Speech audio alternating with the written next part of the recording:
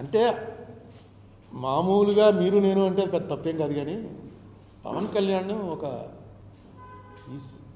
Almost CM అవ్వాల్సిన వాడు, CM అవుతాడేమో అనేటువంటి అనుమానం నాలాంటి వాళ్ళకు ఉంది, అవ్వాలని కోరిక కూడా ఉంది. ఆ స్టేజ్ ఆఫ్ లీడరు, ఆ స్టేటస్లో ఉన్న లీడరు మాట్లాడేటప్పుడు 1-2 సార్లు ఆలోచించాలి. నేను విన్నాను, మొత్తం తెగ తిరిగేస్తాను కదా ఆయన. మన రాష్ట్రం ఇక్కడ పచ్చగా కనపడడం వల్లనే అప్పుడు తెలంగాణది అభివృద్ధి లేదని చూడినప్పుడు విభజన జరిగింది. ఆ నేపథ్యంలో చూస్తుంది ఒకటండి, విభజన కూడా నిజంగా ఈ రాజకీయ నాయకులు, సినిమా యాక్టర్లు వీళ్ళందరూ ఇక్కడ సమస్యని ఒక్కసారి కూడా ఎప్పుడు చెప్పలేదు. ఏంటి ఇక్కడ తిండి కూడా లేని వాళ్ళు ఉన్నారని, ఇప్పుడు కూడా 1,00,00,000 మంది తినలేని ప్రజలు ఈ ప్రాంతాల గోదావరి జిల్లాలో కూడా ఉన్నారని. మీకు ముంగండిలో ఒక బ్రాహ్మణ కుటుంబంలో ఒక ఆవిడ ఆత్మహత్య తీసుకుంది. నేను మోర్తాను 98లో. ఒక ముంగండిలో పండితున్న ఊళ్ళో బయటికి వెళ్ళి తెచ్చుకుని ఎవరైనా సరిపోయింది. నేను రాస్తాను ఈ విషయాలు ఎవరికి తెలియదు. తెలియకుండా అప్పుడే ఈ సినిమా యాక్టర్లు ఒకళ్ళు వీళ్ళు రాజకీయాలు కావులు పెద్ద నాయకులు వెళ్ళిపోయి అక్కడ ఉంటాం. ఇదంతా అభివృద్ధి చెందిపోయింది, అభివృద్ధి చెంది అనుకుంటే మన వాళ్ళకి ప్రజలకి తెలంగాణకు తెలియక అవన్నీ రాళ్ళు రప్పలనుకుంటారు. అక్కడ నీరు ఉందని, వరి పంటల్లో కరీంనగర్ ఇవన్నీ కూడా నెంబర్ 1గా ఉంటాయని కూడా నిన్నే చెప్తున్నాడుగా రేవంత్ రెడ్డి. ఇండియాలో నెంబర్ 1 వచ్చింది వరిలో, తెలంగాణ నెంబర్ 1 వచ్చింది. నేను రాత్రి న్యూస్లో విన్నాను ఆయన స్పీచ్. నెంబర్ 1 ఈవేళ ఇండియాలో నెంబర్ 1 తెలంగాణ. ఏదైనా కాంగ్రెస్ టైంలో జరిగినవేనండి. అయితే మీరు చెప్పింది నేను అనేక సార్లు చెప్పాను, మీరు వినలేదు. నేను అనేక సార్లు స్టాటిస్టిక్స్తో సహా చెప్పాను. ఆంధ్ర తెలంగాణ ఈక్వల్గానే డెవలప్ అయ్యాయి. వాటర్ విషయంలో మాత్రం ఇప్పుడు వాటర్ ఎందుకు వాడుకోగలుగుతున్నారంటే ఫ్రీ కరెంట్ కాబట్టి, లేకపోతే ఎప్పుడు కూడా అగ్రికల్చరల్గా ఆంధ్రాకి డౌన్ కాబట్టి వచ్చి నీళ్ళు పడిపోతుంటాయి మనకి, వాళ్ళు తోడుకోవాలి. ఆ డిఫరెన్స్ ఎప్పుడు ఉంది, వాళ్ళకి ఇబ్బంది ఎప్పుడు ఉంది. ఇప్పుడు తోడేసుకుంటున్నారు ఎందుకంటే ఫ్రీ కరెంట్ గవర్నమెంటే భరిస్తుంది కాబట్టి. కానీ ఎకనామిక్స్ చూసుకుంటే అది కూడా తప్పేవాళ్ళు, అక్కడ ఇండస్ట్రియల్గానే డెవలప్ అవ్వాలి. నెక్స్ట్ మనకేంటండి, ఇప్పుడు చంద్రబాబు నాయుడు గారు ఎంత డెవలప్, అన్నీ అమెరికా నుంచి వచ్చేస్తుంది, అక్కడి నుంచి వచ్చేస్తున్నాయి డబ్బులు, గూగుల్లో వచ్చేసింది, ఆదాని వచ్చేసాడు, అందరూ వచ్చేస్తున్నారు, ఇంత బాగా. మీరెందుకు రారు? మీ హెడ్ ఆఫీసు ఇంకా హైదరాబాద్లోనే ఉంది. మీ హెరిటేజ్ హెడ్ ఆఫీస్ తీసుకొచ్చి అమరావతిలో పెట్టండి. ముందు పెడితే ఏంటి, మనకేంటి ప్రయోజనం? ఆ ట్యాక్స్ ఇది మనకు వస్తుంది. ఇన్కమ్ ట్యాక్స్, కార్పొరేట్ ట్యాక్స్ ఏదైతే కలెక్షన్ అవుతుందో, ఏ స్టేట్ నుంచి కలెక్షన్ అయితే ఆ స్టేట్ అకౌంట్లో పడుతుంది. అలాగే జగన్మోహన్ రెడ్డి, భారతీ సిమెంట్స్, సాక్షి, అతనికి ఉన్న వ్యాపారాలు అన్నీ హైదరాబాద్లోనే ఉన్నాయి, ఇక్కడికి రారు.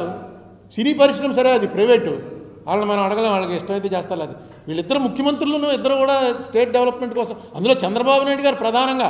ఈయన ఎప్పుడు 15 ఏళ్లలో మనం ఈయనకి నిజంగా తెచ్చినవన్నీ లెక్కేసుకుంటే ప్రపంచంలో ఉన్న ఇండస్ట్రీలన్నీ ఆంధ్రాలోనే ఉండాలి. ఆంధ్రప్రదేశ్ అనండి, ఆంధ్ర అనండి, అన్నీ ప్రతిసారి పెడతారు. ఇన్ని కోట్లు వచ్చాయని చెప్తూ ఉంటారు. అదే మొట్టమొదట మనం వచ్చి అప్పుడు మీరు కూడా రండి అని పిలవాలి. ఏమండి అమరావతి అనేది అసలు ఏంటి, నేను బుక్ కూడా అమరావతి అని బుక్ కూడా రాశాను.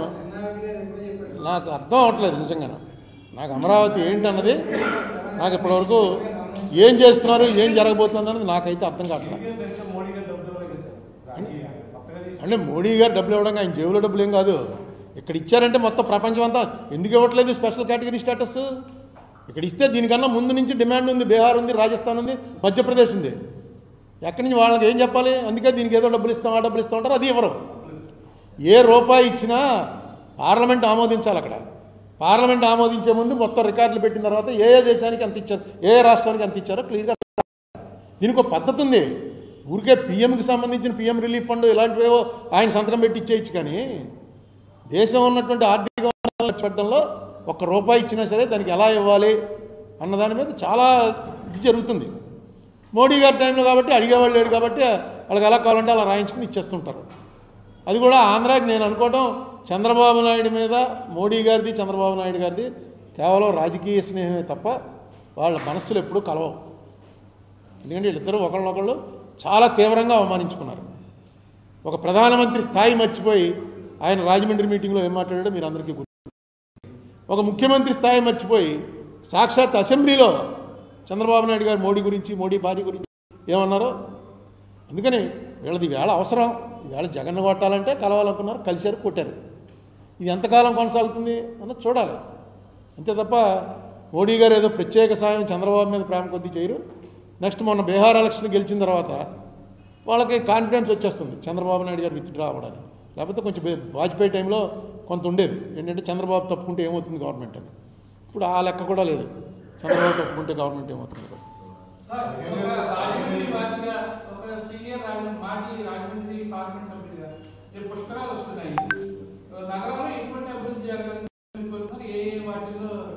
అంటే పుష్కరాలంటే వచ్చి పిత్రోదకాలు మాత్రోదకాలు వదులుకుని మామూలుగా ప్రతి సంవత్సరం మేము బ్రాహ్మణం ప్రతి సంవత్సరం ఏదో చేస్తాం. కొన్ని క్యాస్టులు ప్రతి సంవత్సరం చేయరు. వాళ్ళకు అవకాశం 12 ఏళ్ళకి ఒకసారి వచ్చి ఆ వేళ తర్పణం ఇచ్చేస్తే నీకు రిలీవ్. అది అసలు పుష్కరాల వెనకాల ఉన్నది. దాన్ని లాస్ట్ పుష్కరాల్లో కొత్తగా 30 మందికి 10 మందికి తర్పణాలు వదిలే పరిస్థితి తీసుకొచ్చారు. పుష్కరాల్లో గవర్నమెంట్ చేయవలసింది లా అండ్ ఆర్డరే, ఇంకేమీ ఉండదు. క్యూ కంట్రోల్ చేయడం ఒకటే వాళ్ళ పని. అక్కడే ఫెయిల్ అయ్యారు. దాని మీద కమిషన్ వేస్తే ఆ కమిషన్ రిపోర్ట్లో ఒకసారి చదవండి. మరి మీరు పాత్రికేయులు కూడా చదవడం అనేస్తారు. ఆ కమిషన్లో ఏమని రాశాడంటే ఆయన రిపోర్టు ముహూర్తం అనేది మూఢనమ్మకం అని రాశాడు. ముహూర్తం మూఢనమ్మకం అని రాశాడు ఆయన. ఇంక ముహూర్తం మూఢనమ్మకం అయితే పుష్కరమ మూఢనమ్మకమే. మనం ఏదో ఒక సిస్టంలో వెళ్తున్నాం, పలానా ముహూర్తంలో మంచిదని. ముహూర్తం అనేది మూఢనమ్మకం అని రాస్తే ఇంకా దాని మీద అప్పుడు బీజేపీ వాళ్ళు వీళ్ళతో కలిసి ఉన్నారు కాబట్టి మాట్లాడలేదు. లేకపోతే ముహూర్తం మూఢనమ్మకం అంటామని పెద్ద అల్లరి చేద్దరు. మన సంస్కారం అంతా తీసి ఎక్కడో పారేస్తారు మీ కమిషన్ అని. ఇద్దరు కలిసి ఉన్నారు కాబట్టి మాట్లాడలేదు.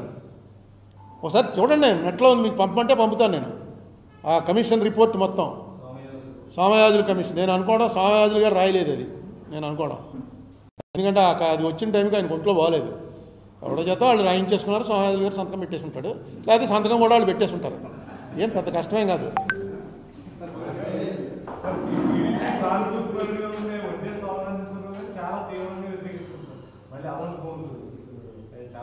అదే నాకు నిజంగా అక్కడ కృష్ణా జిల్లా వాళ్ళు కాబట్టి శోభనాద్రీశ్వర వారికి వాళ్ళకి నాకన్నా ఎక్కువ తెలుస్తుంది.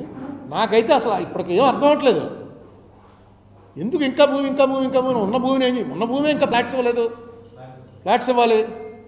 నా నిజంగా చెప్తున్నాను. ఏదో పట్టుకుంది ఇదొక దాన్ని ఏమంటారు, దాని మీద పిచ్చ ప్రేమ వచ్చేస్తుంది. వాడు యాసిడ్లు అయిపోసేస్తుంటారు చూడు. యాసిడ్ పోసేవాడు వాడిది ఏంటి, వాడు పిచ్చ ప్రేమ వచ్చేసి ఈ నాకే దక్కాలి తప్ప ఇంకెవరికి దక్కకూడదు అన్నప్పుడు నిన్ను అది ఒప్పుకోవట్లేదంటే యాసిడ్లు పోసేస్తుంటారు. అది సైకియాట్రిక్ ప్రాబ్లం. అలాంటిది ఏమన్నా వచ్చిందా ఏంటి నాకు అర్థం అవ్వట్లేదు. ఎందుకు వాళ్ళు వద్దు మర్రో అంటున్నారు అక్కడ. నేను అనలేదు, ఎందుకంటే వాళ్ళు ఎవరికి నేనంటే పెద్ద ఇష్టం ఉండదు. భ్రమరావతి బుక్ రాశాను కదా. కానీ భ్రమరావతిలో రాసిందే జరుగుతోంది. అక్కడ రాజధాని పెట్టడానికి నేను వ్యతిరేకం కాదు, ఎప్పుడూ వ్యతిరేకించలే. భూసేకరణ అన్నది అన్ని వేల ఎకరాలు అనవసరమని. ఎందుకంటే హైదరాబాద్లో ఇన్నేళ్ళు ఉండి లెక్క ఇచ్చాను కదా, మీకు అందరికీ పంపించాను గుర్తుందా. హైదరాబాద్లో ఇప్పటి వరకు ఎమ్మెల్యేలకి ఎంపీలకి ఐఏఎస్ వాళ్ళకి ఐపీఎస్ వాళ్ళకి అందరికీ ఇళ్ల స్థలాలు, ఎన్జిఓలకి అనేక హౌసింగ్ స్కీములు పెట్టి ఇళ్ల స్థలాలు ఇచ్చి అన్ని ఆఫీసులు హైదరాబాద్లో పెట్టి మొత్తం అంతా ఎంత అయిందంటే 2250 ఎకరాలు.